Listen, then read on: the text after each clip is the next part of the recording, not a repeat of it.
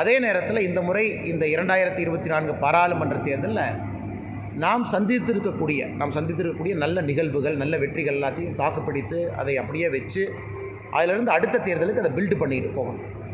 அதே நேரத்தில் நம்ம எதிர்பார்க்காத இடத்துல நிறைய இடத்துல நம்ம தோல்விகளையும் சந்தித்திருக்கின்றோம். ஒரு ஆர்கனைசேஷன் அடிப்படையில் எதிர்பார்த்த வாக்குகள் சில இடத்துல வரல, இன்னும் அதிகமாக வந்திருக்கும் என்று நினைத்தும் வரல. அதையும் கூட ஆராய்ந்து ஏன் நடந்தது அப்படிங்கிறதையும் பார்க்குறோம். இரண்டும் கலவை தான் இந்த தேர்தலை பொறுத்த வரைக்கும். ஏன்னா அடுத்து நடக்கக்கூடிய உள்ளாட்சி தேர்தலாக இருக்கட்டும், 2026 சட்டமன்ற தேர்தலாக இருக்கட்டும், கட்சியை தயார்படுத்தி வைக்க வேண்டும். அதற்கு குறிப்பாக ஆர்கனைசேஷன் அடிப்படையில் இந்த ரிவ்யூ மீட்டிங் நடந்து கொண்டிருக்கிறது. அதனால் கோயம்புத்தூரில் இருக்கக்கூடிய எல்லா நம்முடைய பத்திரிகை நண்பர்களுக்கும் மறுபடியும் என்னுடைய வணக்கத்தை தெரிவித்து, உங்களுக்கு கேள்வி இருக்குன்னா டேரெக்டாக கேள்விங்கன்னா பதில் சொல்லுங்கள்.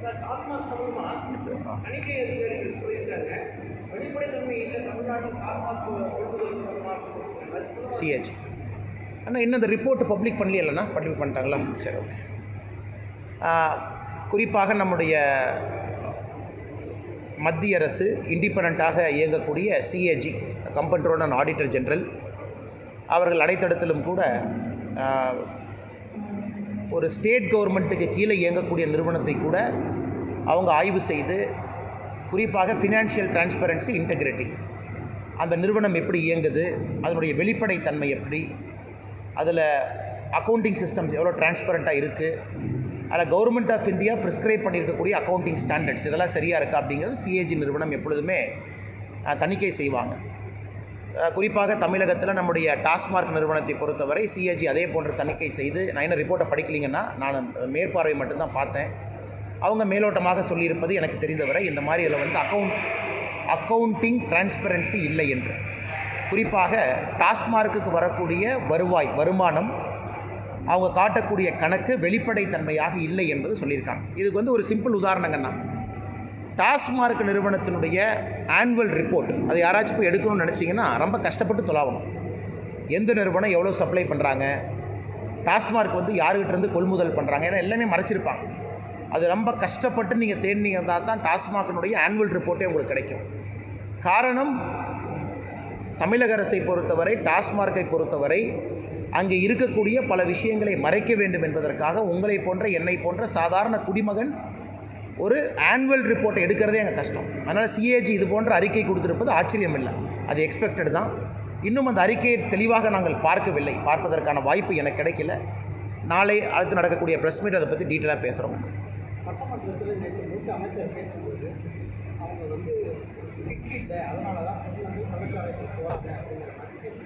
அது நிறைய பேர் வந்து துரைமுருகன் அண்ணன் சொன்னது வந்து நிறைய பேர் ட்ரோலாக காமெடியாக சொன்னால் கூட, இது உண்மையை சொல்ல வேண்டுமென்றால், நான் கள்ளக்குறிச்சிக்கு சென்ற பொழுது இது எங்ககிட்டே சில பேர் சொன்னாங்க, அதான் உண்மை. இன்றைக்கி வந்து துரைமுருகன் சில பேர் ட்ரோலெலாம் பண்ணுறாங்க, மீமெல்லாம் போடுறாங்க. ஆனால் உண்மையை சொல்ல வேண்டுமென்றால் கள்ளக்குறிச்சியில் சொன்னாங்க, அண்ணா இன்றைக்கி வந்து டாஸ்மார்க்கினுடைய குவாலிட்டி வந்து கிட்டத்தட்ட தண்ணீரை போல தான் டாஸ்மார்க்கில் ஒரு குவார்ட்டர் பாட்டிலோ ஒரு ஹாஃப் பாட்டிலோ விற்கிறாங்க. Over a point of time அதை டைல்யூட் பண்ணி அதுக்கு ஒரு ஆடிட்டிங் இல்லை, அக்கௌண்டிங் ஸ்டாண்டர்ட்ஸ் எதுவுமே இல்லை, யாரும் போய் செக் பண்ணுறதில்ல. ஒரு நிறுவனம் ஒரு பியர் விற்கிறாங்க, அதில் 9% ஆல்கஹாலுங்கிறாங்க, சில இடத்துல 4.5% ஆல்கஹாலுங்கிறாங்க, அதை மெயின்டைன் பண்ணுறது கிடையாது. அதே போல் Indian made foreign liquor IMFL அதுவும் கூட தரமாக அங்கே அவங்க நடைமுறைப்படுத்துறது இல்லை.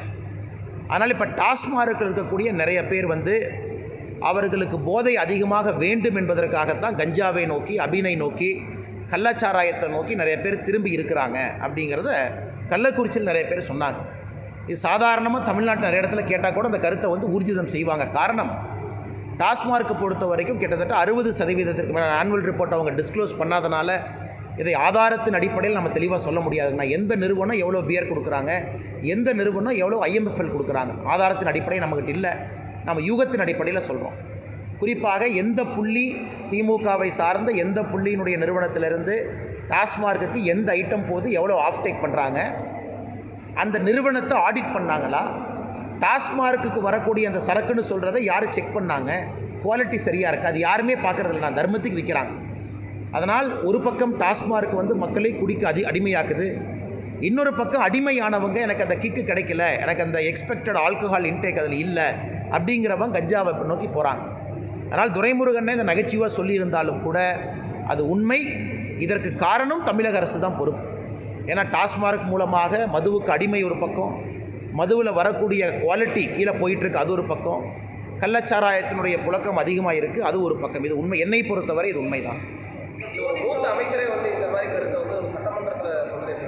அண்ணா நான் துரைமுருகன் சொல்கிறது எல்லாமே ட்ரோல் மீமாக பார்த்தா கூட ஒரு மூத்த அமைச்சரே சட்டமன்றத்தில் உண்மையை ஒத்துக்கிட்டார், உண்மையை ஒப்புக்கொண்டிருக்கின்றார். சட்டமன்றத்தில் அவரே உண்மையை ஒத்துக்கிட்டு என்ன சொல்கிறாருன்னா, சிஸ்டமிக் ப்ராப்ளம், சிஸ்டத்தில் பிரச்சனை இருக்குது, நாம் அரசு தான் செய்ய வேண்டிய வேலையை செய்யவில்லை, அரசு வேலையை தவறாக செய்யுது அப்படிங்கிறது எல்லாம் நகைச்சுவையாக துரைமுருகன் அவர்கள் சொல்லியிருக்கிறாங்க. அதனால் இதை நகைச்சுவையாக கடந்து செல்லாமல் அரசு பார்க்கணும். உதாரணத்திற்கு ஒரு பக்கம் ஈஷாவை பொறுத்தவரை கோயம்புத்தூரில் அடிக்கடி என்ன சொல்லுவாங்க, யானை வழித்தடம் இருக்குது, இது இருக்குது, அது இருக்குன்னு. ஃபாரஸ்ட் மினிஸ்டர் சொல்கிறாங்க 3 வருஷம் ஆச்சு நாங்கள் இன்னும் கண்டுபிடிக்கல அப்படின்னு. அதே சட்டமன்றத்தில் துரைமுருகன் கேட்குறாங்க, அப்போ 3 வருஷம் ஆச்சு இன்னும் என்னப்பா பண்ணுறீங்க அப்படின்னு. அதனால் இவர்களை பொறுத்தவரை ஈஷா பகுதியில் யானை வழித்தடம் இருக்கா இல்லையா, ஈஷா கொடுத்த ஆர்டிஐயில் அவங்க பொறுத்த வரைக்கும் பத்திரிகை ப்ரெஸ் மீட் நடத்தி கிளியராக இருக்கும், எந்த விதமான ஃபாரஸ்ட் என்க்ரோச்மெண்ட்டு இல்லைன்னு அவங்க காட்டுறாங்க. ஆனால் ஈஷாவை ஏதாச்சும் பிரச்சனையில் வைக்கணும் அப்படிங்கிறக்காக திமுக அரசு வம்பெழுத்துக்கிட்டு இருக்காங்க. இது சட்டப்பேரவையில் கம்யூனிஸ்ட் கட்சி ஒரு கேள்வியாக கேட்கும் பொழுது எங்ககிட்ட எவிடன்ஸ் இல்லைங்கிறாங்க. உடனே துரைமுருகன் கேட்குறாங்க 3 வருஷமாக என்ன பண்ணுறீங்க ஃபாரஸ்ட் மினிஸ்டர் அப்படின்னு. அதனால் இப்போ வர சட்டமன்றத்தை நம்ம பார்க்க ஆரம்பிக்கிறோம் அப்படின்னாவே, குறிப்பாக திமுக அரசுக்குள்ள அமைச்சரவைக்குள் இருக்கக்கூடிய பிரச்சனையெல்லாம் இன்றைக்கி சட்டமன்றத்தில் வெளிப்படையாக தெரிவதாகத்தான் நாங்கள் பார்க்கின்றோம்.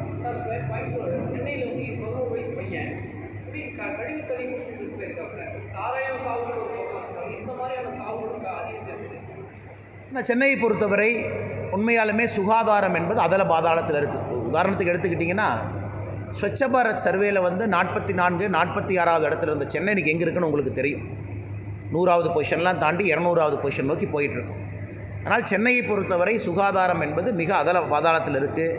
மக்கும் குப்பை மக்காத குப்பையெல்லாம் அவங்க பிரிக்கிறதே கிடையாது. அதனுடைய அடுத்த வெளிப்பாடு இது எக்ஸ்பெக்டட் தான். அடுத்த வெளிப்பாடு ஒரு மழை தண்ணீர் வரும்பொழுது இதெல்லாம் கலக்கும், மக்கும் குப்பை இதெல்லாம் கலந்து தண்ணி குடிநீர் பைப்போட கலக்க ஆரம்பிக்கும், அதை மக்கள் குடிக்க ஆரம்பிப்பாங்க. ஆனால் இதை பற்றி எதுவுமே சுகாதாரத்துறை அமைச்சர் பேசுவது கிடையாது, யாரும் பேசுவது கிடையாது. இது சென்னையில் நீங்கள் ஒருத்தர் அப்படின்னு எடுத்தால் கூட, இன்றைக்கி ஒருத்தர் அப்படின்னு நம்ம பார்க்குறோம். மீடியா கேட்பாங்க, என்ன ஒரு பையன் தானே இறந்துருக்கான் அப்படின்னு. அது ஒரு பையன் இறந்தான் என்று சொல்வதை விட எத்தனையோ பேர் எத்தனையோ நோயில் மாட்டி இருக்கின்றார்கள், குறிப்பாக சென்னையை பொறுத்தவரை. காரணம், அடிப்படை சுகாதாரம் என்பது அங்கே அதல பாதாளத்தை நோக்கி சென்று கொண்டிருக்கிறது. ஆனால் இது சட்டப்பேரவையில் இதை பற்றி விவாதம் நடப்பது கிடையாது, இதை பற்றி சுகாதாரத்துறை அமைச்சர் பேசுவது கிடையாது. இதை தவிர எல்லாமே திமுக அரசில் பேசுவாங்க. தமிழக அரசு தேர்தல் பணியில் ஈடுபட்ட அரசு ஊழியர்கள், குறிப்பாக காவல்துறையினருக்கு பயணப்படி இன்னும் கொடுக்கல அப்படின்ற மாதிரி அவங்க புகார் சம்பந்தமாக நாங்களும் ஒரு அறிக்கை கொடுத்துருக்கோங்கன்னா அது உண்மைதான்.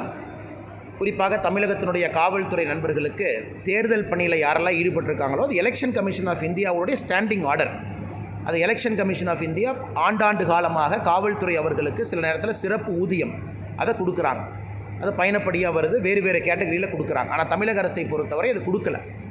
கள்ளச்சாராய மரணங்களுக்கு உடனடியாக 10 லட்சம் ரூபாய் எடுத்துக்கொண்டு ஓடி செல்லக்கூடிய தமிழக அரசு மக்களுக்காக போராடக்கூடிய காவல்துறைக்கு எலெக்ஷன் கமிஷன் சொல்லியிருக்கக்கூடிய ஸ்டாண்டிங் ஆர்டர்ஸின் படி தேர்தல் பணியில் யார் ஈடுபட்டிருக்காங்களோ இன்னுமே கொடுக்கல. தேர்தல் முடிஞ்சு, கவுண்டிங் முடிஞ்சு, எம்பி எல்லாம் பதவி பிரமாணம் முடிஞ்சு, பார்லிமெண்ட் முதல் செஷனும் முடிய ஆரம்பித்திருக்கிறது. அதனால் இதை பற்றி நாங்களும் ஒரு விரிவான அறிக்கையை நேற்று கொடுத்துருக்கோம். இது உண்மையாலும் கண்டிக்கத்தக்கது. காரணம், முதலமைச்சர் அவர்கள் நேற்று காவல்துறை சம்பந்தப்பட்ட துறை ரீதியான கோரிக்கைகள்லாம் பதில் சொன்னாங்க. இதை பற்றி முதலமைச்சர் அவர்கள் பதில் சொல்லுவாங்க, உடனடியாக அதுக்கு சம்மந்தப்பட்ட நடவடிக்கை எடுப்பாங்கன்னு பார்த்தோம். அதற்கு முதலமைச்சர் பதில் சொல்லலை. அதனால் அது ஏமாற்றம் மட்டும்தான் அனைவருக்கும் மிஞ்சி இருக்கிறது.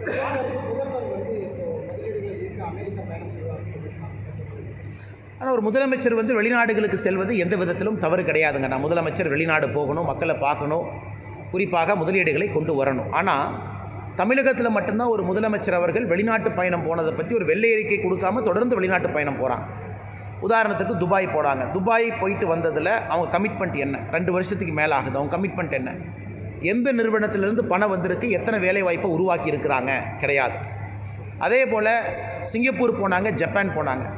அது கமிட்மெண்ட் என்ன? எவ்வளோ பணம் வந்திருக்கு? நன்றிங்கண்ணா. எவ்வளோ பணம் வந்திருக்கு, அதனால் எத்தனை வேலை வாய்ப்பு உருவாயிருக்கு? இல்லை. ஜனவரியில் 2024 இந்த ஜனவரியில் வேர்ல்டு இன்வெஸ்டர் சமிட்ஸ் நடத்துனாங்க. கிட்டத்தட்ட 6 லட்சம் கோடி ரூபாய் வந்திருப்பதாக சொன்னாங்க. அதை பற்றி ஒன்றுமே பேசலை. புரிந்துணர்வு ஒப்பந்தத்தை தாண்டி அந்த பணம் வருவதற்கான என்ன வேலை நடந்திருக்கு? இதெல்லாம் முடிய சட்டப்பேரவையில் ஒரு அமைச்சர் சொல்கிறாங்க, முதலமைச்சர் அவங்க அமெரிக்கா போகிறாங்க, மறுபடியும் பணம் வாங்கி கொண்டு வருகின்றார்கள். அதனால் முதலமைச்சருடைய பயணம் அவருடைய தனிப்பட்ட பயணமாக இருந்தால் எங்களுக்கு சந்தோஷம், தனிப்பட்ட முறையில் முதலமைச்சர் போயிட்டு வரட்டு.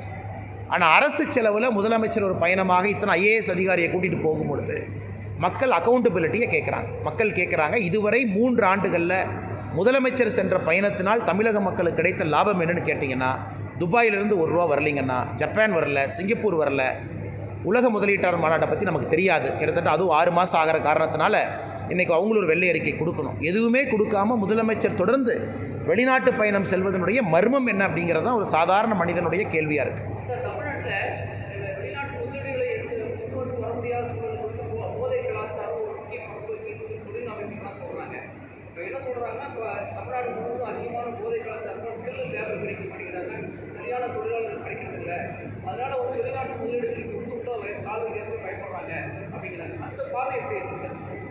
தமிழ்நாட்டை பொறுத்தவரை 2-3 விஷயத்தில் நாம் பின்தங்கி இருக்கோம். முதல்ல வந்து பார்த்திங்கன்னா, ஒரு வெளிநாட்டு நிறுவனம் தமிழகத்திற்குள்ளே வரணும் அப்படின்னா அவங்க 2-3 விஷயத்தை எதிர்பார்க்குறாங்க. ஒன்று, ஸ்டேபிள் லா அண்ட் ஆர்டர், சட்டம் ஒழுங்கு ஸ்டேபிளாக இருக்கணும்.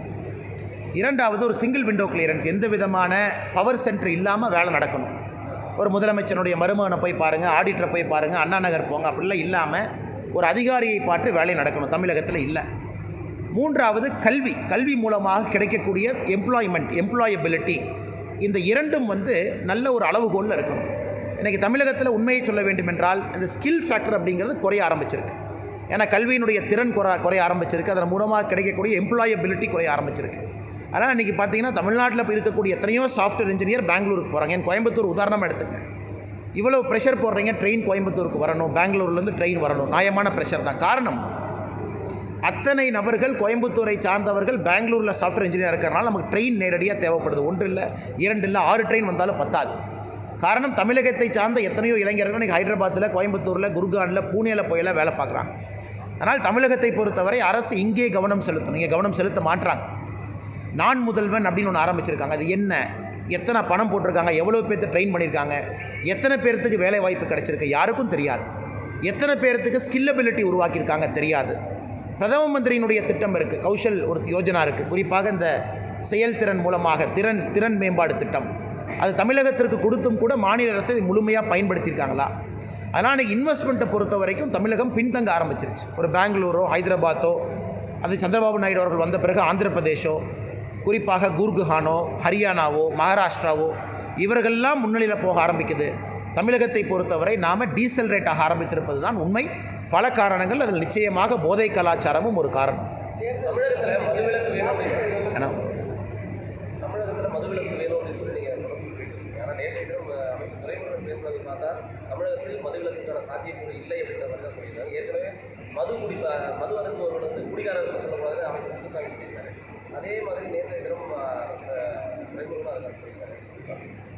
ஆனால் நாம் முதல்லிருந்து சொல்வதுங்கன்னா, தமிழகத்தில் ஓகே, இந்த மது அப்படிங்கிற கிளாசிஃபிகேஷன் எங்களை பொறுத்தவரை Indian made foreign liquor, IMFL, இந்த கெமிக்கல் காம்பவுண்டில் தயாரிக்கக்கூடிய அந்த மது, அதைத்தான் நம்ம மதுன்னு சொல்கிறோம்.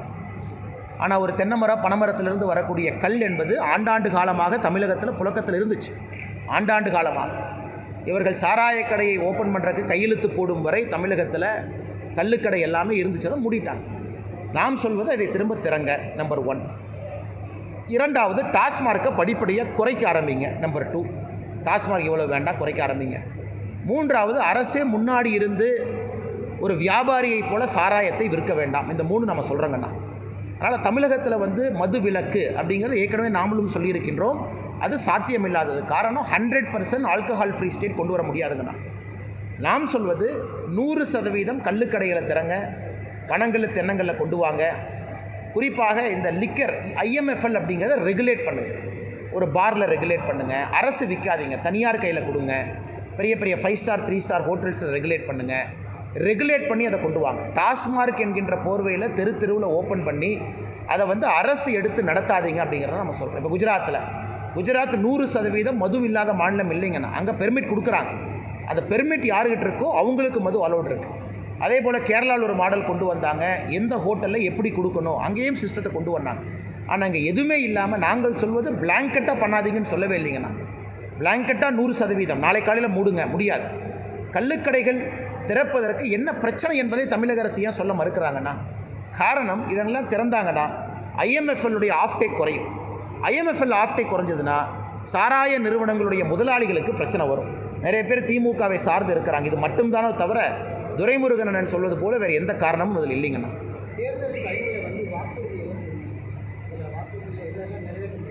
எல்லாத்தையுமே நிறைவேற்றிடலாங்கண்ணா. எல்லாத்தையுமே படிப்படியாக கோயம்புத்தூரை பொறுத்தவரை கொடுத்திருக்கக்கூடிய வாக்குறுதிகள் முக்கியமான வாக்குறுதிகள், நிறைவேற்றப்பட வேண்டிய வாக்குறுதிகள், இந்த நகரத்தினுடைய வளர்ச்சிக்கான வாக்குறுதிகள். அதனால் 100 நிறைவேற்றுறோம் 200 நிறைவேற்றுறோம் என்று சொல்வதை விட நாங்கள் கொடுத்துருக்கக்கூடிய எல்லா வாக்குறுதிகளும் நிறைவேற்ற போகிறோம். அது வருகின்ற காலத்தில் நீங்கள் பார்ப்பீங்கண்ணா. இப்போவே முதல் வாக்குறுதி நம்ம சொல்லியிருந்தோம், கோயம்புத்தூர் ரயில்வே ஸ்டேஷன் புதுப்பிப்பது.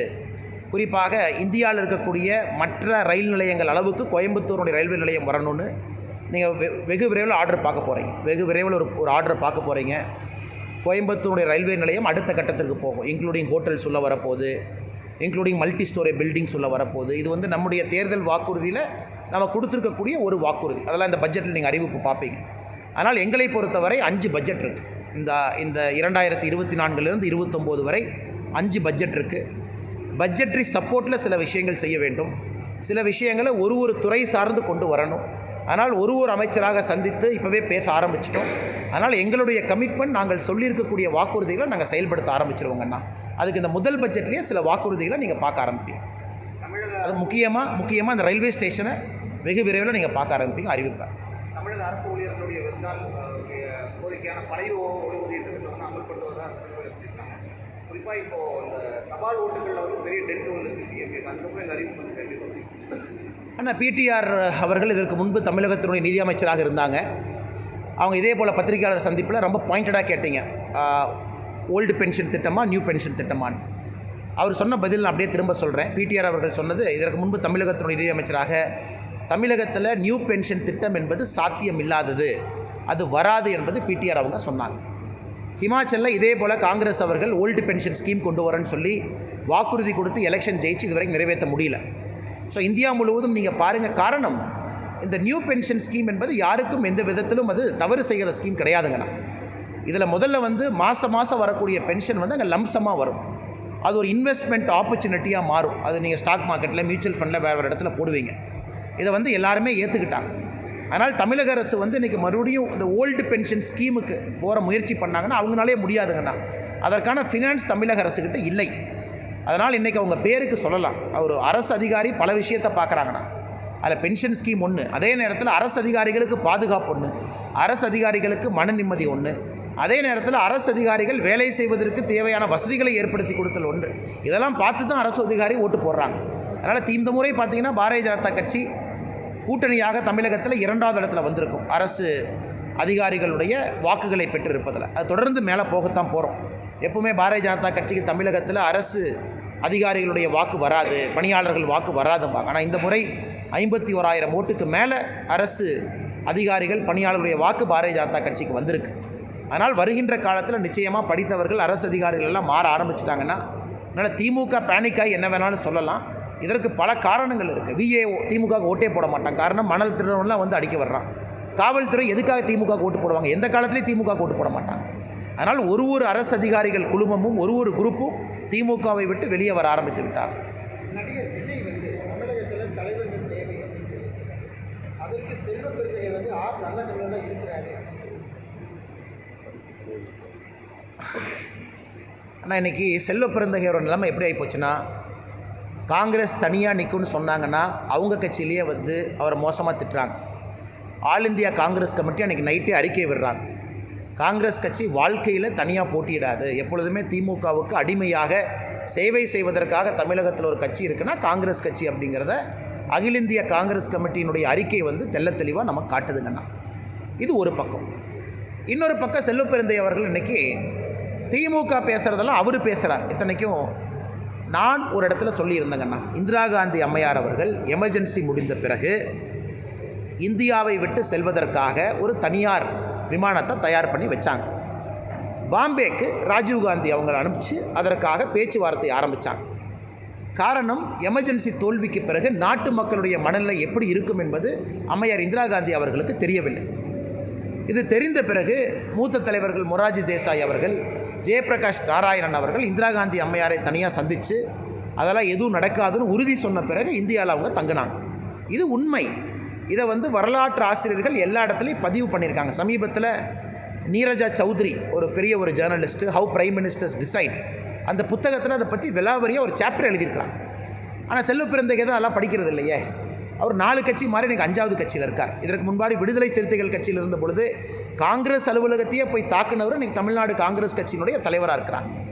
அவர் ஒரு பெரிய அறிக்கையை விடுறாரு, எனக்கு அரசியல் தெரியாது, நான் ஏதோ மலைக்கு முளைத்த காலான்னு ஏதோ சொல்கிறாங்க. இன்றைக்கி இதுதான் செல்வ பிறந்தகை அறிவு. அவருடைய அறிவு வந்து இவ்வளோதாங்கண்ணா, இதுதான் அவருடைய அறிவு. இந்திய சரித்திரம் தெரியாது, இந்தியாவில் என்ன நடந்தது தெரியாது, எமர்ஜென்சிக்கு பிறகு என்ன நடந்தது தெரியாது. அதனால் தமிழகத்தில் நிச்சயமாக தலைவர்களுக்கு பற்றாக்குறை இருக்கல, எந்த மாற்று கருத்தும் இல்லை. தலைவர்கள் நன்றாக இருந்தால் ஏன் தமிழகம் கீழே போக ஆரம்பிச்சிருக்கும்? இன்றைக்கி எல்லா இண்டிகேட்டரையுமே நம்முடைய இவ்வளவு பெரிய பாரம்பரியமாக புகழ் இருக்கக்கூடிய நம்முடைய தமிழகம் ஏன் கீழே போக ஆரம்பிச்சிருக்கோம்னா, இன்வெஸ்ட்மெண்ட்டில் கீழே, ஜிஎஸ்டி பெர் கேபிட்டா கலெக்ஷன் கீழே, பிரைமரி எஜுகேஷன் அச்சீவ்மெண்ட்டு கீழே, எல்லாத்துலையும் ஏன் கீழே போக ஆரம்பிக்கிறாங்கன்னா, இருக்கக்கூடிய தலைவர்கள் அதல பாதாளத்தில் குடிகார மாநிலமாக இதை மாற்றி வைத்திருக்கின்றார்கள். அதனால் நல்லக்கண்ணு ஐயா மாபெரும் தலைவர். நல்லக்கண்ணு ஐயாவுக்கு நீங்கள் என்ன பண்ணீங்க? ஒரு பிஹெச்டி ஒரு பட்டத்தை கொடுத்து டாக்டரேட் பட்டம் கொடுத்துட்டா சிறப்புங்களா? நல்லக்கண்ணு ஐயா சொல்லியிருக்கக்கூடிய வாழ்க்கை தகுதிகள் எங்கேயாச்சும் கொண்டு வந்திருக்கீங்களா? அது எதுவுமே கிடையாது. நல்லக்கண்ணு ஐயா வாழ்ந்துருக்கக்கூடிய கம்யூனிஸ்ட் கட்சி கள்ளச்சாராயை எதிர்த்து ஒரு கண்டன அறிக்கை கொடுத்தாங்களா? ஒரு ஆர்ப்பாட்டம் நடத்தினாங்கன்னா, போராட்டம் நடத்தினாங்களா? கிடையாது. அதே போல் எங்கள் கட்சியிலும் நீங்கள் கம்யூனிஸ்ட் நல்லக்கண்ணு ஐயா இருக்கிறீங்கன்னு சொன்னீங்கன்னா, அதே போல் எங்கள் கட்சியிலும் வாழும் காமராஜராக ஐயா பொன்னார் அவர்கள் இருக்கிறாங்க. எங்கள் கட்சியில் இருக்கிறாங்க. வாழும் காமர் திருமணம் செய்து கொள்ளவில்லை, குடும்பம் கிடையாது, சொத்து கிடையாது. குடும்பத்தினுடைய சொத்தெல்லாம் நீங்கள் கன்னியாகுமரி போய் பார்த்தீங்கன்னா நண்பர்களுக்கு தெரியும். குடும்பத்தினுடைய சொத்தை எல்லாம் பிரித்து வேறவங்களுக்கு கொடுத்துருக்காங்க. தனியாக இவருடைய வீட்டில் இல்லாமல் இன்னொருடைய வீட்டில் வசிக்கிறாங்க. இதற்கு முன்பு பல்லாண்டு காலம் பாரதிய ஜனதா கட்சியினுடைய அலுவலகத்தில் தொண்டர்களுடைய இல்லத்தில் உணவருந்தி தான் கட்சியினுடைய தலைவராக இருக்காங்க. ஆனால் தலைவர்கள் இருக்கிறாங்கண்ணா, எல்லா இடத்துலையும் இருக்கிறாங்க. ஆனால் தலைவர்கள் குறைவாக இருக்கின்றார்கள் என்பது தான் பொருள். ஒரு பொன்னார் அண்ணன் பத்துமா பாரதிய ஜனதா கட்சிக்கு பத்தாது. அதே போல் தமிழகத்தில் ஒரு நல்லக்கண்ணையா பத்தாது. இன்னும் நிறைய தலைவர்கள் வேண்டும் என்பதைத்தான் நடிகர் விஜய் அவங்க குறிப்பிட்டிருக்காங்க.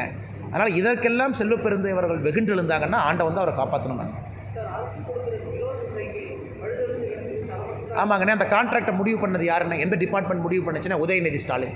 கான்ட்ராக்டு 600 கோடி ரூபாய். 600 கோடி ரூபாய். இந்த சவுக்கு சங்கர்னு ஒருத்தர் கைதானார்ல, அவர் போட்ட கடைசி ட்வீட்டு தான். அவர் போட்ட கடைசி ட்வீட்டு கைதாகிறதுக்கு முன்னாடி பாருங்கள், அதை பற்றி ஒரு ட்வீட்டை போட்டிருப்பார். 600 கோடி ரூபாய் கான்ட்ராக்ட். எந்த நிறுவனம் கொடுத்துச்சு? டிசைட் பண்ணது யார்? ஒரு சைக்கிளுக்கு டியூப் இல்லை, ஒரு சைக்கிளுக்கு டயர் இல்லை, ஒரு சைக்கிளுக்கு வந்து சீட்டு கிடையாது, ஒரு சைக்கிளுக்கு மட்கார்டு இல்லை. இதை கொண்டு வந்து குழந்தைங்களுக்கு கொடுக்குறாங்க. ஒரு குழந்தையும் 400லிருந்து 600 ரூபாய் செலவு செஞ்சு தான் அந்த சைக்கிளை பயன்படுத்த முடியும். அதனால் இதை பற்றிலாம் யாரும் பேசவே மாட்டாங்கண்ணா. ரொம்ப மோசமான தரமில்லாத சைக்கிளை கொடுத்துருக்குறாங்க. அது உண்மைதான். இதை மாநில அரசு நடவடிக்கை எடுக்கணும். இந்த கான்ட்ராக்டு டைரெக்டாக உதயநிதி ஸ்டாலின் அவர்கள் பரிந்துரை பேரில் தான் நடந்திருக்கு. இதை திமுக அரசு முதலமைச்சர் அவர்கள் நடவடிக்கை எடுத்து எந்த நிறுவனம் சப்ளை பண்ணாங்களோ அவங்கள பிளாக் லிஸ்ட் பண்ணணும். நேற்று பார்த்து இவ்வளோ பேசியிருக்கோம் சட்டமன்றத்தில். நேற்று ஒரு சென்னையில் ஒரு லிஃப்ட்டில் வேலை செய்யாமல் ஒருத்தர் இறந்து போனார். அதில் இந்த கட்டினது யார்? இதற்கு முன்னாடி நாங்கள் பிளாக் லிஸ்ட் பண்ணுறோன்னு சொன்ன ஒரு தனியார் நிறுவனம் கட்டின பில்டிங் அது. அதனால் அவங்க பிளாக் லிஸ்ட்டும் பண்ண மாட்டாங்க, நடவடிக்கை எடுக்க மாட்டாங்க. இது போன்ற செயல்கள் தொடர்ந்து நடந்து கொண்டே இருக்கிறது.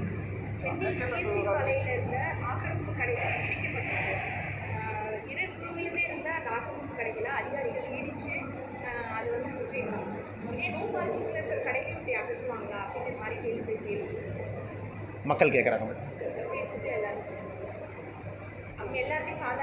மேடம். ஒரு பக்கம் அரசு அதிகாரிகள், அரசு இயந்திரம் மக்களை கண்ணை மூடிக்கொண்டு என்கரேஜ் பண்ண அனுமதி கொடுக்குறாங்க. ஒரு பக்கம் இது நடக்குது. காலங்காலமாக இவங்களே கடை கட்டும்போது இவங்க எங்கே போனாங்கம்மா? ஒரு செங்கல் வைக்கும்போது எங்கே போனாங்க? உள்ளே வந்து ஒரு வேலை செய்ய ஆரம்பிக்கும் போது எங்கே போனாங்க? அதிகாரிகள் இல்லை, அதை பார்க்குறதில்ல. கடை கட்டிய பிறகு இந்த பிரச்சனை எல்லா இடத்துலையும் வர ஆரம்பிக்குது.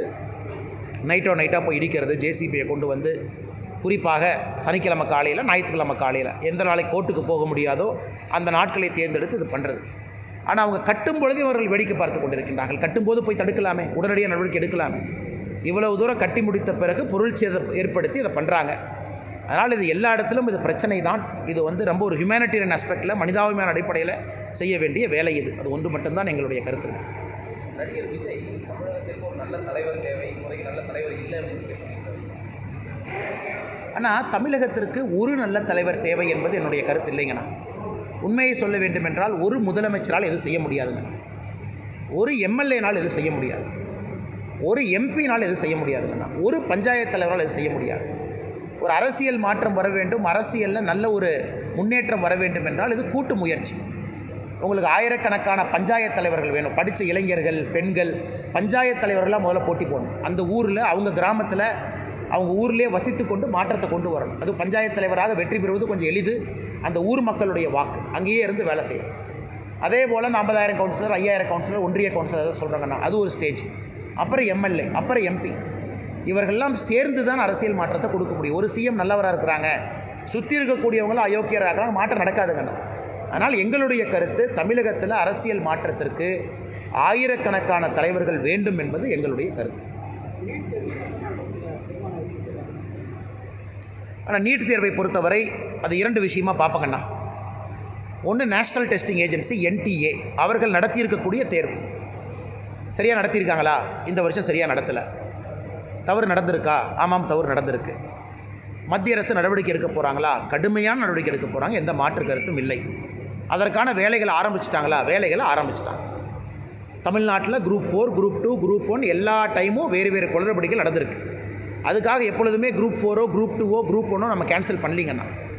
அதனால் நீட்டு தேர்வு குளறுபடி, குறிப்பாக நீட்டு UG, அதற்கான புதிய தேர்வு நேஷ்னல் டெஸ்டிங் ஏஜென்சி, அதற்கான எல்லா நடவடிக்கையும் எடுக்க ஆரம்பிச்சிருக்கிறாங்க. NTA தலைவரை மாற்றிருக்கிறாங்க. அது ஒரு பக்கங்கண்ணா. நீட்டு தேர்வு தேவையா? 2வது கேள்வி. நிச்சயமாக தேவை. காரணம், தமிழகத்தில் இந்த ஆண்டு ஒரு சிறப்பு ஆண்டு நமக்கு. காரணம், 59% மேலே நீட்டு பாஸ் மார்க். லாஸ்ட் 6 ஆண்டுகளில் இதுதான் best performance. All India ranking, போன ஆண்டு ஆல் இந்தியா ரேங்கிங்.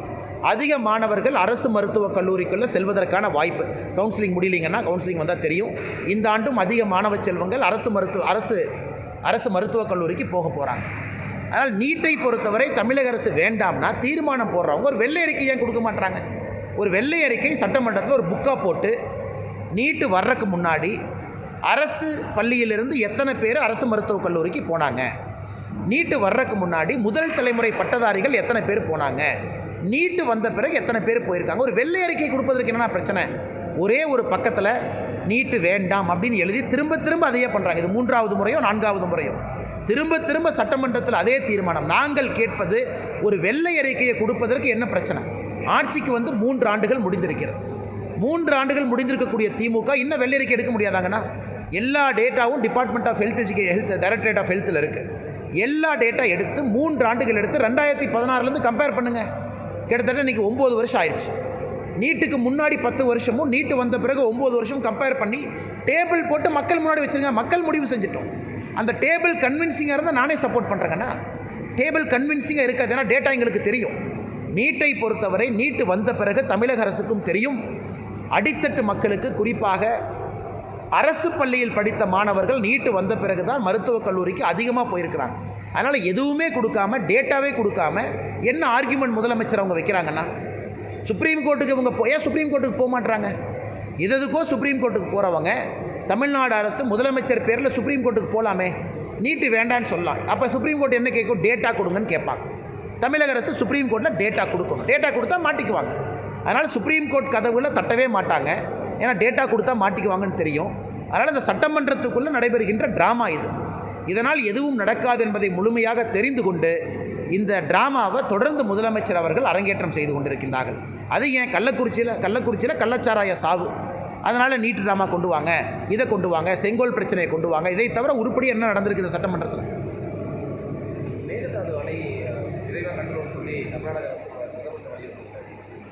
ஆனால் மேகதாத்து அணை எந்த காலத்திலும் கூட அது கட்டப்பட போவது கிடையாதுங்கண்ணா. இது நிதர்சனமான உண்மை. உங்களுக்கும் தெரியும், எனக்கும் தெரியும். காரணம், மத்திய அரசு தன்னுடைய முடிவிலிருந்து எந்த மாறுதலும் மத்திய அரசு எடுக்கலை. 2024 நம்முடைய 2வது டேர்மில் நம்முடைய மத்திய அரசு, நம்முடைய அமைச்சர், வாட்டர் ரிசோர்ஸஸ் மினிஸ்டர் பார்லிமெண்ட்டில் சொன்ன அதே பதில் தான் இன்றைக்கும்.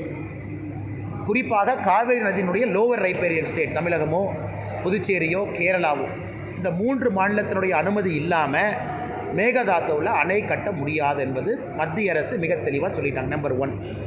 இன்றைக்கி கர்நாடகாவை சார்ந்த ஒரு அமைச்சர் இணையமைச்சராக இருக்கிறாங்க. ஒரு அமைச்சர் சோமண்ணா அவர்கள் இணையமைச்சராக இருக்கிறாங்க. அவங்க கர்நாடகாவில் பத்திரிகையாளர் கேட்குறாங்க, மேகதாத்து அணை கட்டுவீங்களான்னு. அவர் என்ன சொல்கிறார், இல்லை இல்லை எல்லா மாநிலங்களும் பேச்சுவார்த்தை நடத்தி அதன் பிறகு முடிவு செய்யலாம். ஏன்னா அந்த அமைச்சருக்கும் தெரியும், தமிழகம், புதுச்சேரி, கேரளா 3 மாநிலம் அனுமதி கொடுக்காம மேகதாதுவில் அணை கட்ட முடியாது என்பது கர்நாடகாவை சார்ந்த இணையமைச்சர் சோமண்ணா அவர்களுக்கும் தெரியும். அங்கேயே பிரச்சனை முடிஞ்சு போச்சு. ஒருவேளை பேச்சுவார்த்தை கூப்பிட்றாங்க, பேச்சுவார்த்தைக்கு தமிழக அரசு போய் எங்களுக்கு உடன்பாடு இல்லை, மேகதாது அணை கட்டுவதற்கு எங்களுக்கு உடன்பாடு இல்லைன்னு சொன்னால் அங்கேயே பேச்சுவார்த்தை அங்கேயே முடிஞ்சு போச்சு. அதனால் நிச்சயமாக மேகதாதுவில் தமிழக அரசினுடைய அனுமதி இல்லாமல் யாரும் அணை கட்ட முடியாது. இட்ஸ் அ லா. இது ஒரு பேப்பரில் எழுதியிருக்கக்கூடிய சட்டம். இதை யாருனாலையும் மாற்ற முடியாதுங்கண்ணா. இப்படி தான் இன்டர்ஸ்டேட் ரிவர் டிஸ்பியூட் இப்படி தான் சால்வ் பண்ணுறாங்க. அதனால் இதை தொடர்ந்து இவங்க அரசியலாக்குறான். ஆனால் இங்கே இருக்கக்கூடிய காங்கிரஸ் கட்சி பார்த்திங்கன்னா வாயே திறக்க மாட்டாங்க. சித்தராமையா அவர்களும் அங்கே இருக்கக்கூடிய டிகே சிவகுமாரும் உறுதியாக, இப்போ நான் சொல்கிறேங்கண்ணா, பாரதிய ஜனதா கட்சி தொண்டனாக நான் இங்கிருந்து சொல்கிறேன் கட்ட முடியாது. காங்கிரஸ் கட்சியை சொல்லுங்கள். ஏன்னா காங்கிரஸ் ஆளுங்கட்சியாக இருக்கின்ற ஒரே காரணத்தினால இவங்க என்ன சொல்லுவாங்க, பிரதமரை போய் பார்க்கலாம், நாம் இங்கே போகலாம் அங்கே போகலாமா. ஆனால் கர்நாடகா இங்கே இருக்கக்கூடிய தமிழக காங்கிரஸ் தலைவர் பி. சிதம்பரம் இருக்கிறாங்க. அவங்க தலைமையில் ஒரு டெலிகேஷன் போய் கர்நாடகாவினுடைய காங்கிரஸ் தலைவர் யார், டிகே சிவகுமார் அவங்க தான் கர்நாடகா காங்கிரஸினுடைய தலைவர். அவரை போய் பார்க்கல என்ன பிரச்சனைங்கன்னா, இங்கே இருக்கக்கூடிய மூத்த தலைவர்கள் எவ்வளோ பேர் இருக்காங்க, காங்கிரஸுடைய எம்எல்ஏக்கள் எத்தனை பேர் இருக்காங்க, எம்பிக்கள் எத்தனை பேர் இருக்காங்க, மக்கள் ஓட்டு போட்டு காங்கிரஸ் எம்பியை தேர்ந்தெடுக்கிறாங்க. இத்தனை பேரும் ஒரு குழுவாக கர்நாடகா போய் அங்கே இருக்கக்கூடிய கட்சி தலைவர் டிகே சிவகுமார் அவர்களை, முதலமைச்சர் சித்தராமையா அவர்களை சந்தித்து இதுதான் தமிழக மக்களுடைய நிலைப்பாடு, நீங்கள் கட்டாதீங்க, கட்ட மாட்டேன்னு சொல்லுங்கள். ஏன் போக மாட்டாங்க? அதனால் வெற்று டிராமாவாக அரங்கேற்றம் நடந்து கொண்டிருக்கின்றாங்க. காங்கிரஸ் கட்சி இதை பற்றிலாம் பேச மாட்டாங்க.